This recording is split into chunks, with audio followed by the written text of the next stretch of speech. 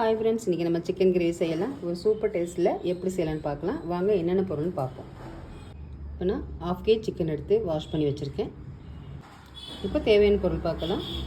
இஞ்சி, ஜாதிபத்திரி, பூண்டு, ஜீரகம், மிளகு, சோம்பு, பட்டை, கிராம்பு, 2 ஏலக்காய், தேங்காய், முந்திரி பருப்பு ஒரு 6 வச்சுருக்கேன்.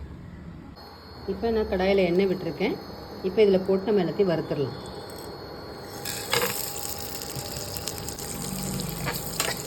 இப்போ நல்லா இது வறுத்தாச்சு. இதை நம்ம இப்போ ஒரு பிளேட்டுக்கு மாற்றிக்கலாம்.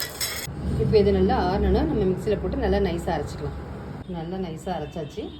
இப்போ நம்ம எடுத்து வச்சிடலாம். அதை இப்போ கடையில் தேவையான அளவு எண்ணெய் விட்டுக்கலாம். 1 ஸ்பூன் சோம்பு போட்டுக்கலாம். இப்போ நல்லா சோம்பு பொரிஞ்சிருச்சு. இப்போ நம்ம வெங்காயம் போட்டுடலாம்.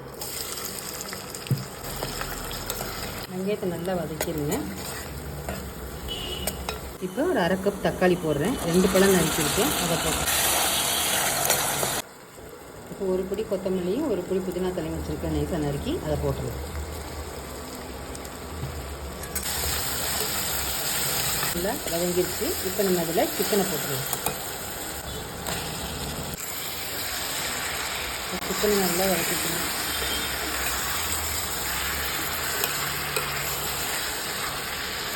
ஒரு ஸ்பூன் மஞ்சள்தூள், ஒரு 1/4 கப் மிளகாத்தூள் போட்டுக்கலாம்.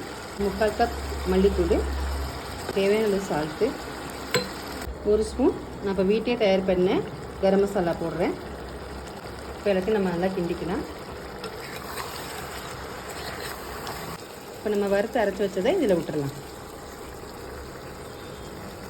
ஒரு கப்பு அப்படியே வாஷ் பண்ணி நல்லா ஒரு கப்பு தண்ணி விட்டுடலாம்.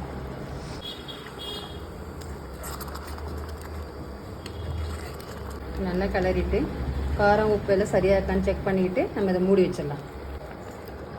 கொஞ்சம் டைம் விட்டு திறந்து கிண்டி கிளறி விட்டுக்கலாம். சிக்கன் கிரேவி ரெடி ஆயிடுச்சு. சிக்கன் பாருங்க நல்லா சாஃப்டாக வெந்திருக்கு. இந்த மாதிரி டேஸ்ட்டில் இந்த மாதிரி மெத்தடில் நீங்கள் வச்சு பாருங்கள், உங்களுக்கு பிடிக்கும். எல்லாருக்குமே நல்லா பிடிக்கும். இது எது கூட வேணாலும் வச்சு சாப்பிடலாம். இந்த கிரேவியை சப்பாத்தியோ ரைஸ் கூட. இந்த வீடியோ பிடிச்சா லைக் பண்ணுங்கள், கமெண்ட் பண்ணுங்கள். கண்டிப்பாக ஃபாலோ பண்ணுங்கள், ஃபாலோ பண்ணாமல் இருக்கிறாங்க. தேங்க்யூ.